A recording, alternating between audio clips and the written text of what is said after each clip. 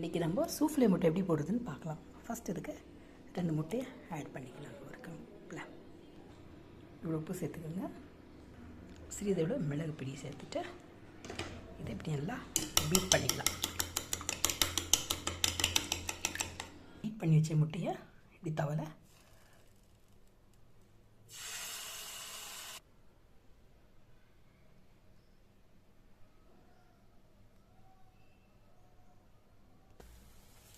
திருப்பி போட்டுட்டு